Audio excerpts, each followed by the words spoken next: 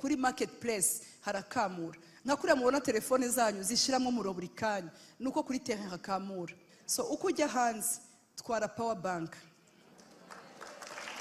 Cyambere isi ntisakaye. Uzakora ibintu byiza ariko bakubwire ngo wagakoze nibi. I think wakakoze uku, wakagombye kuimprovinga gutya. Yewe narabibonye. Aho ukora ibintu wumva ukavuga uti Imana wowe ni wowe undeba. Urabizi ko icyo nashobora gukora nagikoze. Ariko umuntu akakubwira improve. Imbere yo kumbwira improve yambwira thank you first. Ariko mwana habaye ni bande bari kunyumva kwera. Ukavuga ariko abanabo barakakaye Imana. Yesu ashimwe. Noneho nza kumenya ko hari imbaraga ziba mu mutima zitubamo, zituma natwe twikomeza. Ariko hari n'igihe kwikomeza byanga. Muririmbyi yaravuze ngo numva Yesu anyemeza ko mbuza imbaraga. Shuti we wamenye ibihurimo ukareka kwiteza abantu. Ni gute witeza abagore bari mu birere? Uzi neza ko muri mu butayu mu rugo rwawe? Muri mu gihe cyangwa ntahe? Mumpaye iminota 3. Nkashiremo singashiremo. Uri kwiteza abagore bavuga Bulgari kandi uzi neza ko muri iyi minsi mu rugo muri mu butayu. Reka bayivuge mu mutwe wawe ibemwo kuko uzayigura. Sibyo? Ariko apana kugenda. Menya kampani ugomba kugendana nayo mu bihurimo. Ntugendane n'abanyabutayu. Oya, sibyo mvuze. Ariko gira igihe cyo kwiherera. Haro periode umuntu asasa ishuka imwe abandi basasa nyinshi. None muciye mu mujyi ngo dukeneye imifu ngo imisego ngo 5 ngo imwe ijya hejuru. Sinzi ibintu abagore bakunda nanjye ndimo ariko mwaritse. Ngo hari imisego ngo ijya hejuru ngo hari ikurikira ngo rindi kurikira ikaba 6. Niba ari mu gihe cyo kugura imisego 6 ukaba uri mu gihe cyo kugura imisego 2 uramutwarira iki mu cyumba cyawe? Ariko mwamvuge genda fashijwe. Ariko ngiye twaciye mu butayu. Ndashaka basureba umuntu mwicaranye umubwire ngo ubusirimo mu butayu. Mwari muzi impamvu abantu batugirira ishari batureba ngo amafaranga menshi ngo amafaranga bayakura he? Nuko tudasa n'ibihe turimo. Mwavuze amina cyane. Twarigishijwe wenda hamwe n'agakiza mureke tubivuge. Dufite kariya kamodoka kawe keza mugendamo gashimira Imana mukiri kumwe. Kuko nta kintu kiryoha nk'umugabo kuza kugufata akagaruka kugufata. Kandi ikindi abagabo bakunda abagore biteteje.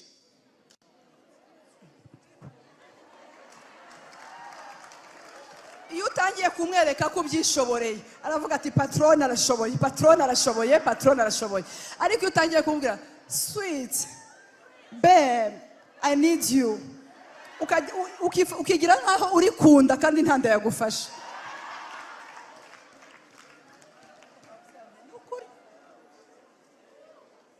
Ngo Betania muriho murabyumva? Ariko bene data abakobwa beza mbabwire ibintu dusonza cyangwa simbivuge. Muzi ko dusonza affection. Mwagize ngo abagore bato bagwishwa n'iki?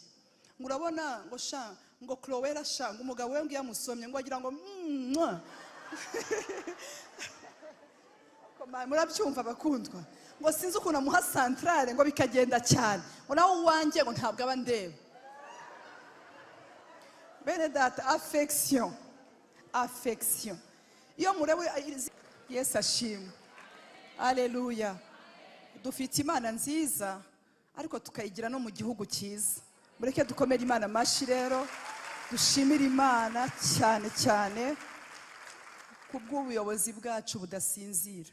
Kugira ngo umutekano wacu bakomeze kuwusigasira kugira ngo duterane tumeze gutya. Naho ubundi ntibyaba bwose ariko mwabantu mw'abagore 2 pe batuje mwikanzu y'umweru ariko mwaretse tukavuga mbere koko. Haleluya. Dukomeye Imana amashi bakundwa. Hari abantu bari barabyumva nkanjye. Haleluya. Rero nukuri beka mbabwira abakobwa b'umwami bateranye ushaka kwibaza aba bantu babahe. Ese abakobwa b'umwami ni ministeri yatangiye n'urusengero rwatangiye? Reka da basanzwe aha. Hano tugira ama departement yihariye. Iyi ni departement y'abagore bato. niyo mpamvu ubona badafite iminkanyari. Yesu ashimwe cyane. Departement y'abagore bato, Yesu ashimwe cyane. Haleluya. Mwakomeje mwumva Noble Family Church, mukumva Women Foundation. Nkunda rya jambo Noble Family Church ni imfura, kandi Bibiliya iravuga ngo abera bo mwisi ngo nizo mfura Imana yishimira. Ubu ngubu nubwo watureba ukaturunguruka umenye ko turi imfura, turi abera bo mwisi Imana igize gute yishimira. Aha ndagakunda cyane ngo abera bo mwisi nizo mfura, ngo abera bo mwisi nizo mfura Imana yishimira. Ntabwo birivuga ko ari society bishimira, ko ni Imana igira gute. So Imana yakwishimiye n'abantu byanze bikunze barakwishimira kuko uri kumwe n'Imana. Biravuga ngo imigenzereze y'umuntu itunganiye Imana, n'abanzi be biyomatanya bafatana nawe. Imana mwambaye umweru, ikintu mwankoreye ntimwambwiye dress code, ariko murabona ko ntacyo mbaye. Yesu ahabwe icyubahiro. Yesu ashimwe. Ndashimiye ubuyobozi bw'abagore bato. Ni umurimo mwiza, ni umurimo udasanzwe. Bakora ama retraite, tujya mu ntara, tujya ahantu hatandukanye, tukikubita za Nyagatare, tukagaruka tukumva icyo Imana itubwira twiherereye nta kamera, tugasenga tugakira. Ikintu kijya kinezeza cyane nuko abagabo babo ari bo babazana. Noneho ikishimisha kandi kurushaho nuko abagabo bajya bambwira ati ariko kudaherutse retraite y'aba bagore, ati kuyubajyanye bimera nka vidange tukaruhuka. Yesu ashimwe cyane. Bajya babimbwira. Yesu ashimwe cyane. Amen. So ndashimira Imana ariko nukuri vraiment abagabo bajya bama positive comments. Nta kintu kiza kumva umutware atanga commentaire nziza cyane. Ibyo rero bitwereka ko umuhati wacu n'umuhati w'abayobozi bari hano, kuko uyu murimo su wa minyone gusa, hano harimo abantu benshi bakora umurimo muri mwe, kandi nabo barahamagawe binjiye muri uyu muryango baje gusenga ariko bisanga bayobora. Abo bose rero dufatanyije, namwe mwese muba ku bicaniro murabizi ko mukora umurimo, musigaye mwarabaye abapasiteri bungirije. Ako ndashaka kubashimira ko mukora umurimo mwiza, mureke twikomera amashi. Reka rero mbabwire ibiri mu mutima. Kwa kabiri ushize ntazagire uwo mubibwira. Noneho nagize gutya mbona ibintu byiza mu bakobwa, ndavuga aba bagore bato baragowe. Njya hariya muri munzu muri biro ndapfuka abantu, Imana ntuzatumwaze kwa kabiri utaha. Ndakwinginze je rero sinzi wenda mwebwe niyo ngiye mu giterane nkigisha umunsi wa mbere abantu bakambwira ngo byari byiza, numva banshize mu ideni, nkavuga ngo buse noneho ko bambwiye ko byari byiza ejo byapfa Mana. Nkahita ngenda bigatuma shaka Imana, ni Imana ndakwinginze ejo sinzamware, ntido uyu munsi ndahatambutse, none ejo bizagenda gute. Ariko ndashimira Imana ko ihinyuza.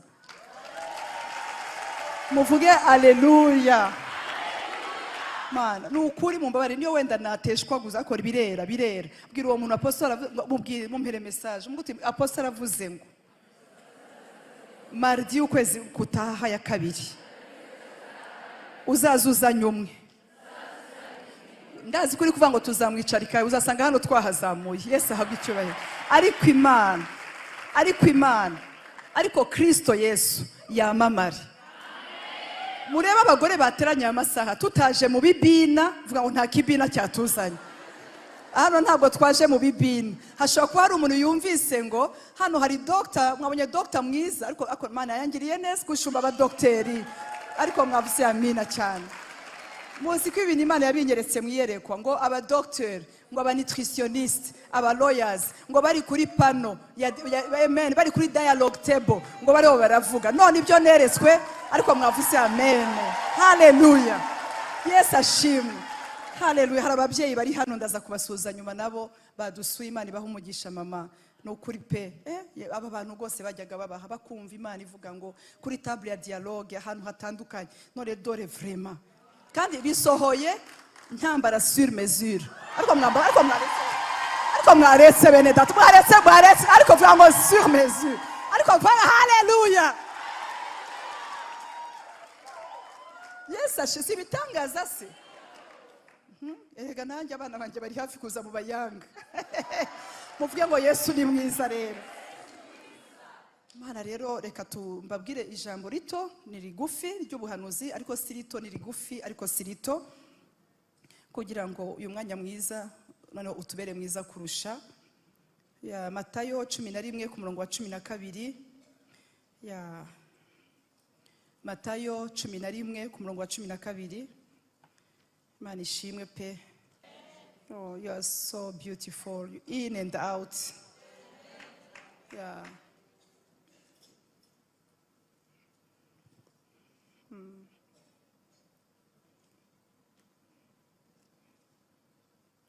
Ni Mariko nshuti, Mariko 11 ku murongo wa 12. Mariko na gahunda mfitanye na Yohana Mubatiza. Mariko 11 ku murongo wa 12. Ni iryo jambo ryonyine ngiye kwigisha rivuga ngo hanze y'Ibetaniya. Iryo jambo niyo teme mfite iravuga ngo hanze y'Ibetaniya. Hanze y'Ibetaniya. Ngo bukeye bwaho mu gitondo bamaze kuva Ibetaniya arasonza. Iryo jambo ngiye kwigisha. Uwo ni Yesu wagize ati.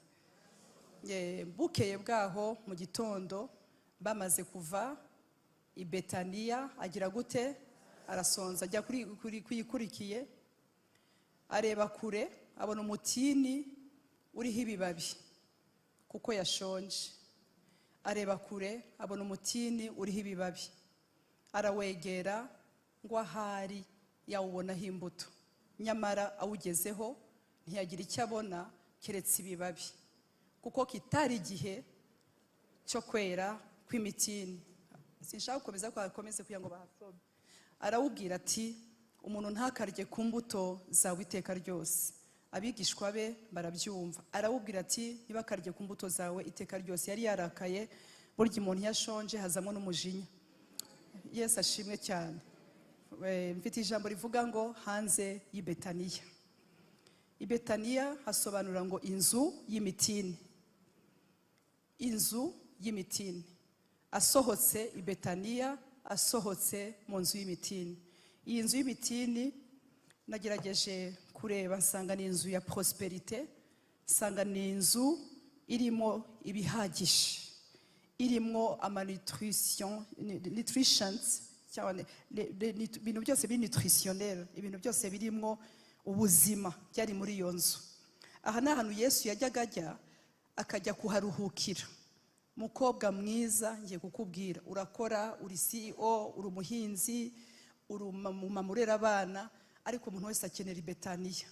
Ukeneye ahantu hakumva, ukeneye ahantu wiyegeka, ukeneye ahantu wavuga nubwo wavuga ubusa, ariko umuntu akakumva. Yesu yari umwami, Yesu yari umwigisha w'ijambo, Yesu yakizaga abarwayi, Yesu yari busy mu gitondo na nijoro, Yesu yajyaga ku musozi wa Elayon agasenga, Yesu yirukanaga abadayimoni, Yesu yakoraga za voyage ahantu hatandukanye, ariko nyuma y'ibyo byose yamara kubikora akibuka kujya Ibetaniya. Akibuka kujya ahantu hari abantu bamubwira gusa, bamwe bagakanda ibirenge, abandi bagakaranga, abandi bakamubwira ngo uko bien amachense, ariko mwantabaye. Ndumva ashaka kureba mu ndebere mugenzi wawe. Umubwira uti rimwe na rimwe ntukabe serious cyane, jya ugira ngo ujye ibintu by'amantuza. Hari ukuntu ubona abantu babaye serious. Yesu ashimwe cyane. Urabona muri abadamu bato vuga ngo muri I. Noneho ukasanga ni I ku kazi, ni I utwaye, ni I kugeza muri koridoro I. Mana ya Isirayeli, ubwo wayumvise iyo I. Noneho ugasanga umuntu yabaye serious cyane, ugasanga ibintu byose wize amategeko, waragiye hanze uriga, ubu ngubu ndiho ndatangira kuvuga, watangiye kureba ingingo ijyanye n'ibyo ndiho ndavuga, urura bicunga. Yesu ashimwe cyane, uri umu economiste, ibintu byose ururabihuza, ururahuza ibya posa avuga n'ibyo wize. None ugasanga ahantu hose ni ukuri, nubwo wicaye ugasanga nturuhutse, kubera ko ntuherutse Ibetaniya. Ariko Yesu, haleluya, muvuge haleluya cyane. Bibiliya ihuza Lazaro na Marita na Mariya, nibo babaga Ibetaniya. Babita ngo inshuti za Yesu. Ku buryo Mariya na Marita igihe batumaga kuri Yesu bakamutumaho musaza w'abarwayi, baramubwiye ngo our brother, your friend, inshuti yawe. Bene data, uzi ko ushobora kuba muri ministry, ukaba mu rugo, ukaba ahantu hatandukanye, ukaba mu manama y'akazi, ukayobora board n'ibindi byose, ugasanga ibintu byose uri kubicunga uko bigenda, ariko rimwe na rimwe you need to relax. Ndashaka ndebera umuntu muri kumwe uti relax. Ase murahari bakundwa. Hallelujah Sylvia, amina, relax. Ndashaka kugira ngo relax, come on. Amina. Uzi ko ari igihe umuntu akenera ahantu, ujye no mu mujyi umuntu atakuzi, uzi ko rugo nkumbura kwambara ikabutura. Yesu ashimwe cyane. Ikabutura nyine mwe murazambara nta kibazo, ariko genda pasiteri wanyu nyicishije ari mu mujyi wa Kigali, dore wa mugore yirwe yigishara kujya noneho Imana yamugiye imbere hataringaniye so ugasanga ntabwo byoroshe. Ariko hari igihe ukenera ahantu wambare sengle, wambara akabutura, wisobeke, wirebe muri miroir. Uziko mutinya no kwireba muri mira, ariko mwaretse bakundwa. Haleluya. So i Betaniya ni mu nzu y'imitini, ni mu nzu y'ubuzima, ni mu nzu, haleluya, ni mu nzu yo kuruhukiramo. Ariko asohotse i Betaniya arasonza. Hari abantu bashonje mu mwuka, bashonje mu marangamutima, bashonje mu bintu by'ubuzima, kuko basohotse i Betaniya. Haleluya. Ni gute umuntu ashobora kuza karya, ariko hanze hamara ntuza, hanze sinzi ukuntu hateye, sinzi ukuntu havidura ibyo twariye. Hanze ya Betaniya ni ukuri wiga ijambo rikakubera ibiryo, ariko wagera hanze Betaniya ikabiragiye, ukumva inzara iratangiye, ugatangira kwibaza niba waravuganye n'Imana cyangwa utaravuganye n'Imana. Naje kubwira umugore mutoya, naje kubwira umukobwa w'umwami, igihe kirageze kugira ngo usubire mu nzu y'i Betaniya. Ndashaka kumva usimbuka umuntu utaje gusenga, umubwire ngo Imana igiye kuguha affection.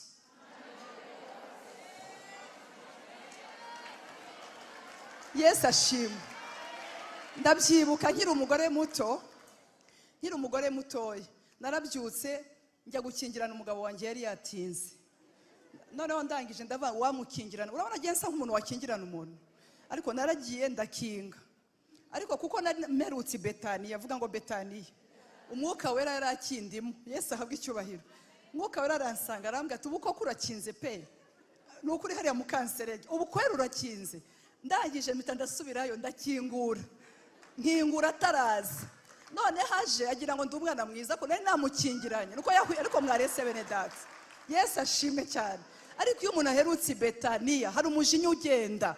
Iyo umuntu aherutse i Betaniya hari ukuntu atangira kumva ibintu bigarutse byiza. Haleluya. Bageze i Betaniya, ndashimira Imana ko i Betaniya uharira ntibakwishyuze. Ese mwumvise Beti yinjiye hano twaramwishuje? Bene data, iyo Yesu akuvuye ntabwo aguha facture, Yesu aragukiza neza. Ndashaka kumva haleluya cyane.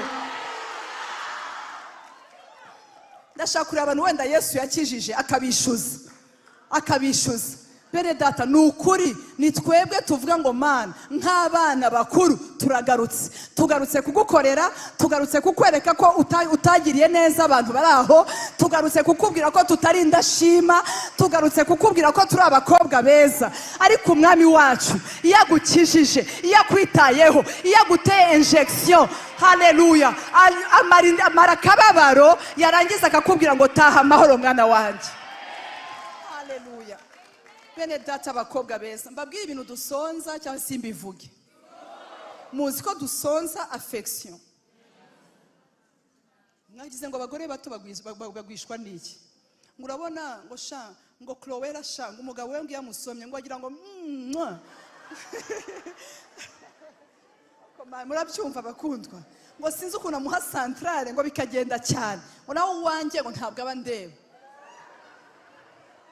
Bene data, affection. Iyo murebe ziriya 5 love languages za Gary, zirimo ziriya 5 love languages, ndibuka njya gusoma kiriya gitabo ubwa mbere, ntabwo nasomye 5 love languages for couples. Nasomye kuko siyo naguze ubwa mbere, naguze 5 love languages for singles, ko hariho for children, for men, for gutyo.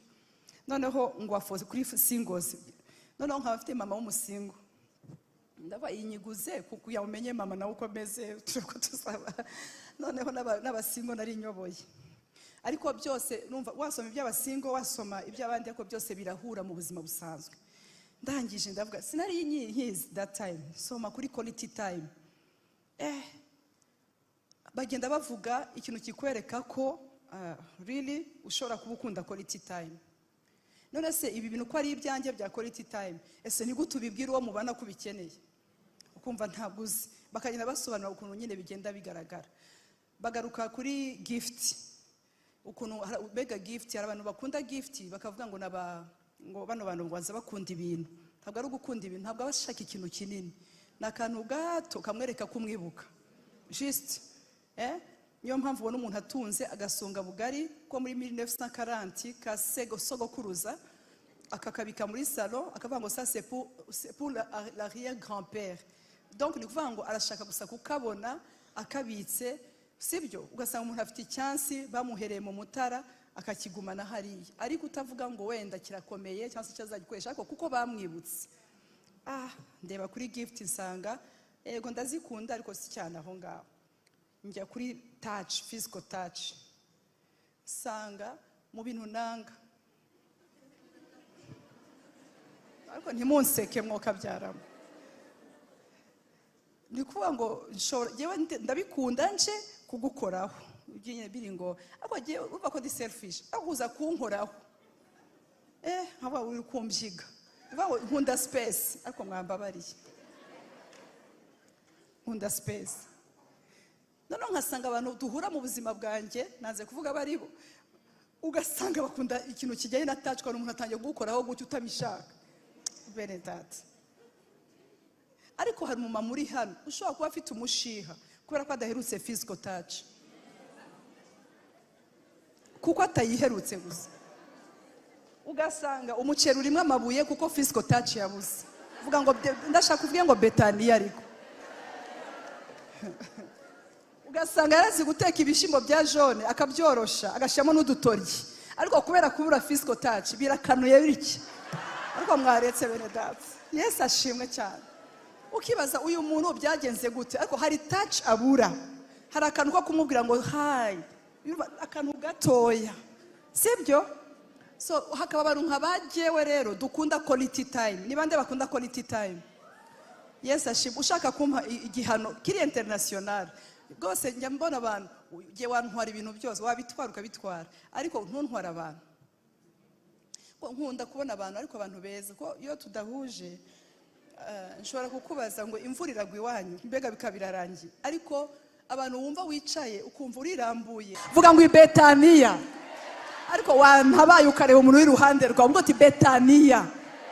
Mana nje kwatura ubuzima, agakiza mwaragahawe, Yesu mwaramubonye, ariko ubuzima buzaba umugabane wanyu, kwishima bizaba umugabane wanyu. Haleluya. Kwishima bizaba ibyanyu, muzabaho muri imbere y'Uwiteka kandi muzishima. Imana ibahe umunezero, Imana ibahe inshuti zibanezeza. Haleluya.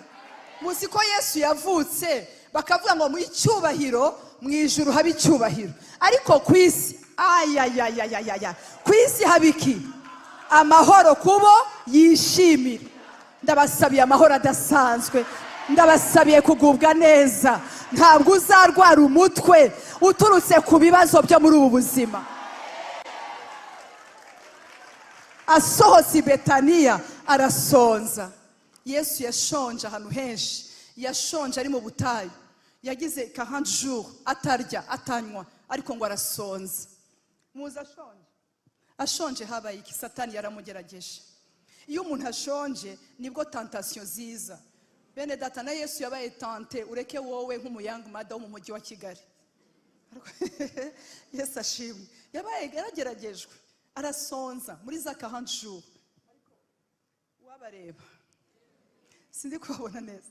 Yesu ashimwe, arasonza amererwa nabi, ariko Satani araza aramubwira wafashe ayo mabuye ukayahindura imigati.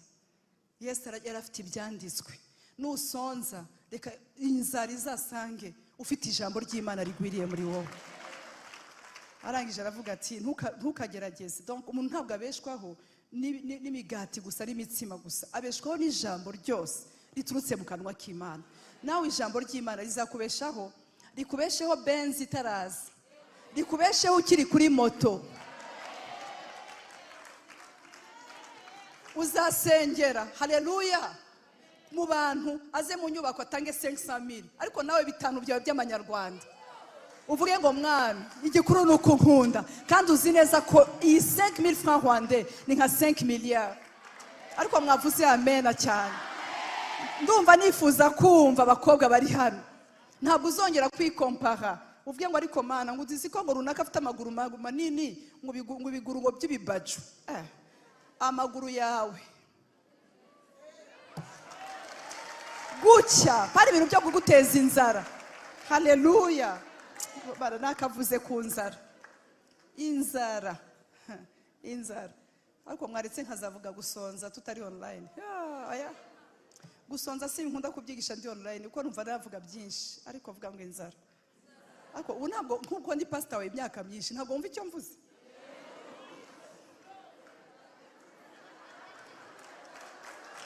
Yesu ashimwe cyane. Inzara iraza ikakubwira ngo comoka. Inzara iraza ikakubwira ngo bivemo.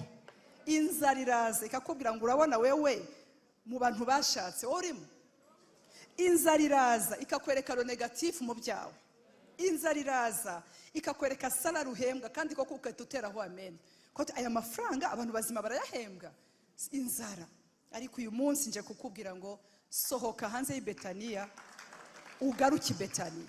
Kuko yasohotse Betaniya nta byaha yari yakoze ariko kuri terrain kuri marketplace harakamura. Nakure mubona telefone zanyu zishiramo umuro buri kanya nuko kuri terrain hakamura. Ni byiza wabaye promoted ariko hano hanze harakamura. So uko ujya hanze twara power bank.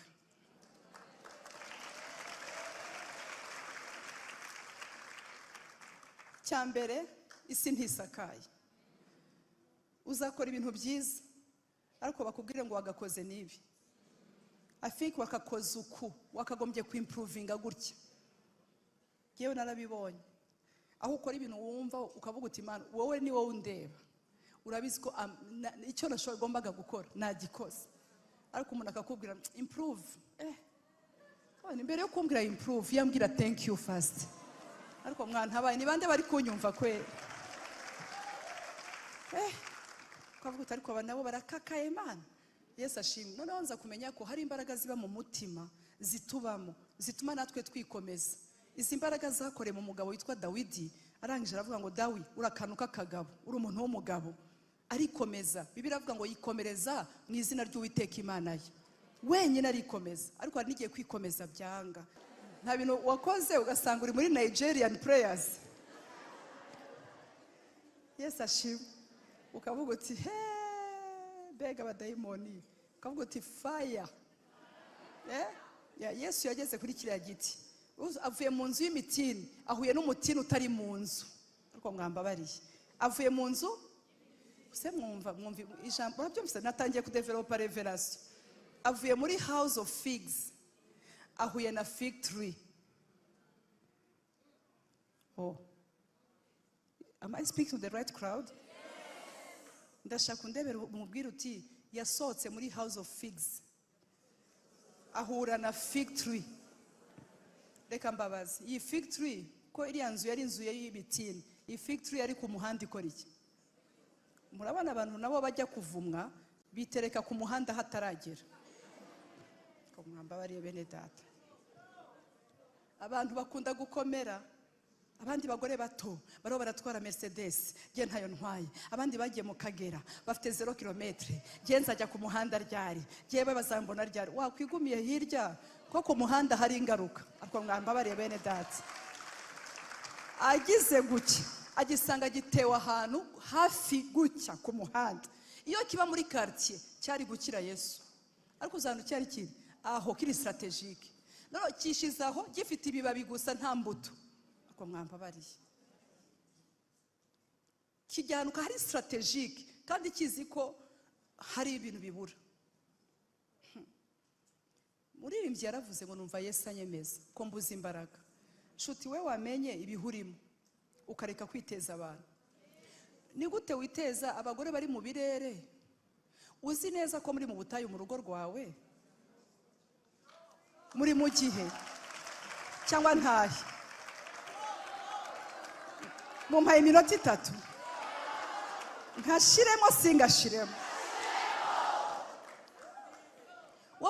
Uri kwiteza abagore bavuga Bulgari kandi uzi neza ko muri iyi minsi mu rugo muri mu butayu. Reka bayivuge mu mutwe wa ibemwo kuko uzayigura. Sibyo? Ariko apana kugenda utamenya kampani ugomba kugendana nayo mu bihurimo, ntugendane n'abanyabutayu. Oya, sibyo mvuze. Ariko gira igihe cyo kwiherera. Hariho periode umuntu asasa ishuka imwe, abandi basasa nyinshi.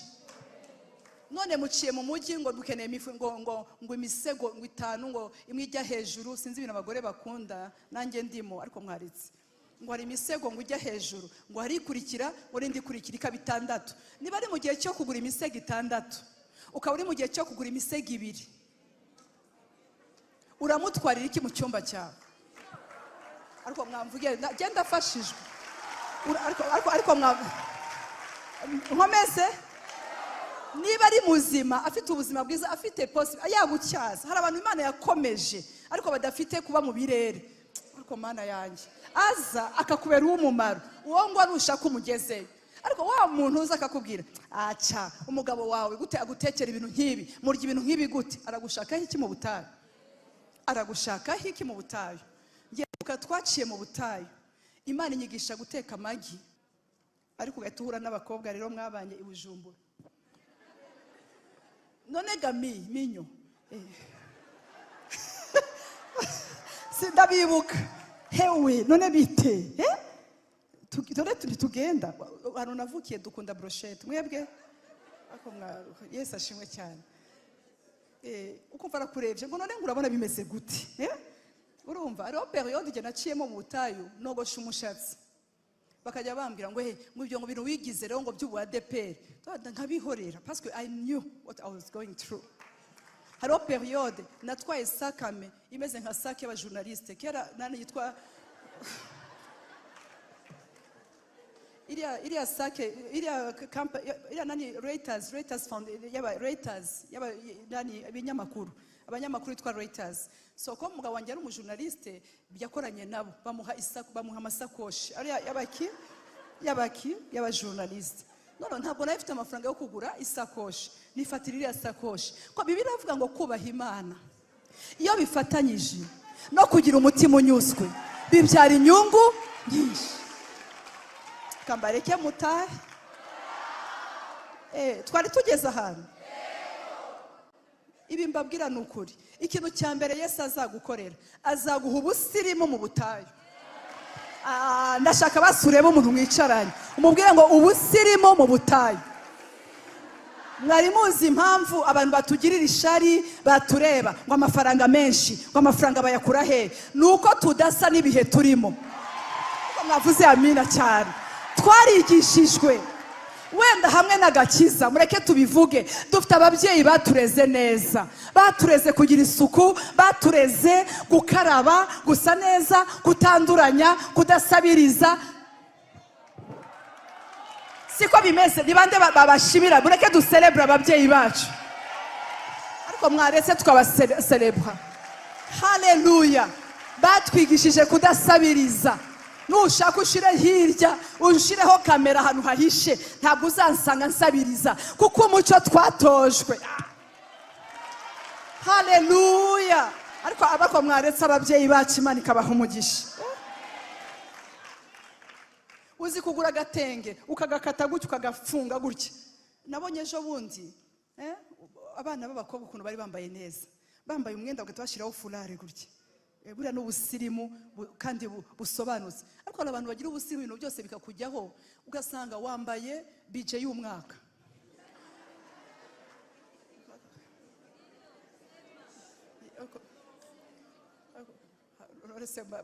Mbereza mugenza ngo nose wambaye budget y'umwaka mu munsi umwe ubutaha wazambara iki? Ariko mwanyanze mwankunze really. Ndashaka kukubwira ngo Imana igiye kuguha ubwenge nk'umugore muto. Kariya kamodoka kawe keza mugendamo gashimira Imana mukiri kumwe, kuko nta kintu kiryoha nk'umugabo kuza kugufata akagaruka kugufata. Kandi ikindi abagabo bakunda abagore biteteje.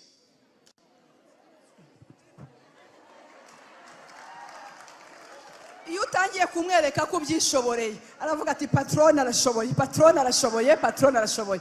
Ariko iyo utangiye kumubwira sweet babe I need you, ukigira nkaho uri kunda kandi ntanda yagufasha.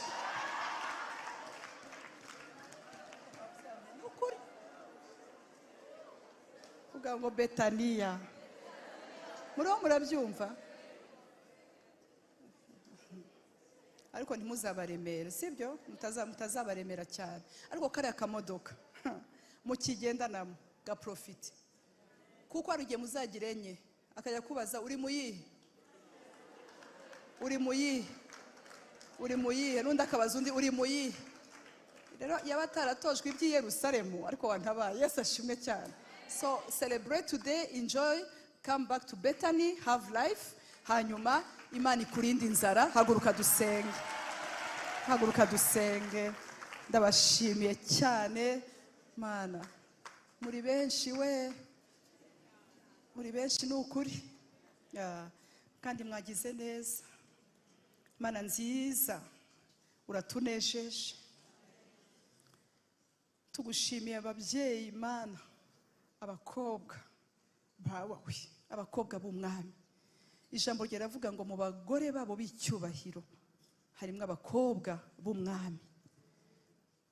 Iri niryo jambo rya King's Daughters. Tugushimiye ko hari abagore benshi b'icyubahiro ku isi yose. No mu Rwanda barahari. Naha twicaye barimo.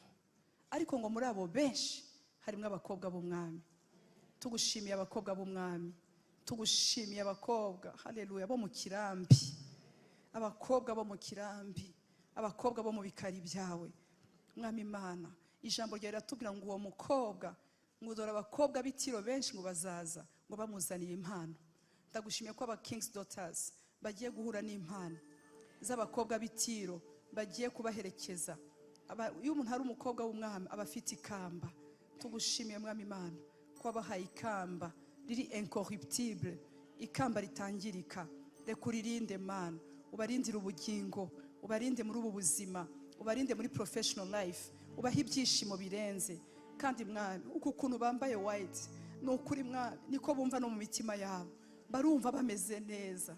Turagushimiye ubwiza bwawe, turagushimiye spirit of excellence, turagushimiye Mana wisdom ugiye gutanga kurushaho kuyo bari bafite Mana. Ijambo ryaratubwira ngo nzabigisha uko mwunguka. Reka Mwami Imana tuzongere duhure next month barungutse, bageze kure. Kandi sinareka kutagushimira kubwo abantu bahishwe uri guhishura bari muri twebwe kandi babahanga. Ubaha umugisha bose, tugubwe neza, imiryango yacu igubwe neza, abana bacu bagubwe neza. Abafite abana bafite bakeneye gufashwa, abana ba special need Mana, ishobora kuba ari autism, ishobora kuba ari n'izindi ndwara zitandukanye, ibintu bibabangamiye. Ndakwingize Mwami ukize. Abafite abana bataravuga ubahe kuvuga, abafite abana batarahaguruka ubahe guhaguruka, abana bafite za retard bakomeze bamere neza, abafite abana bakiri bato ariko wowe ukabureba ahantu hari ikibazo ukakireba mbere, papa uhakize hakiri kare. Turagushimiye Mwami ababyaye, turagushimiye Mwami ibyo umaze gukora, turagushimiye naho ugejeje ukora. Izina ryawe rishimwe, tugukomeye amashyi n'impundu mu izina rya Yesu, amen. Murakoze. Yesu abaha umugisha, n'abari online Yesu abaha umugisha. Amahoro ya Kristo abane nawe, nanjye muyanyerekezeho.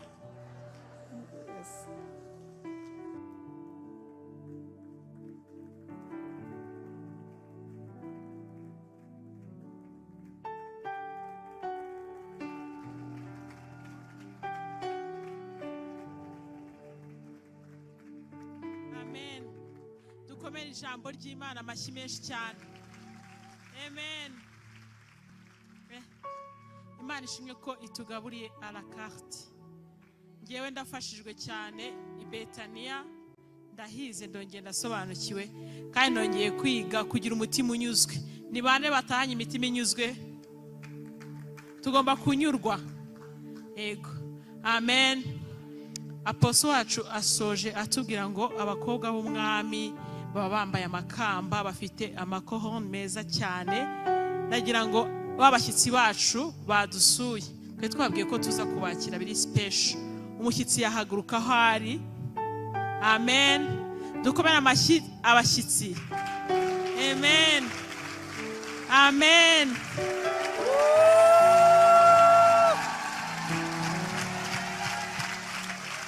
Amen. Amen. Hallelujah. Amen. murabona yuko hanze aha hari abakobwa b'umwami benshi cyane, turabishimiye cyane, turabakunda uko meze muhagaze. Abana b'Imana ni beza bambaye ubwiza, abana b'Imana ni beza bambaye ubwiza bw'Imana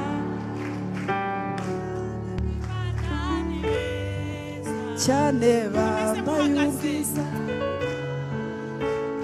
Abana b'Imana ni beza. Amen. Abashyitsi mwo kwicara ndabinginze. Mise nibuka ukuntu nanjye ninjiriye hano mu materaniro nk'aya ngaya ya King's Daughters. Kuva mpageze ntago nasohotse kandi nize byinshi. Ndagira ngo mubakire, umushumba wacu yabateguriye akantu keza abashyitsi. Amen. Muhaguruke abashinzwe kukabagezaho bakabagezeho. Wow. Mwumvishije ukuntu abakobwa bo bami baba bambaye amakohono. Amen. Hallelujah. Amen. Nukuri protokoli dufashe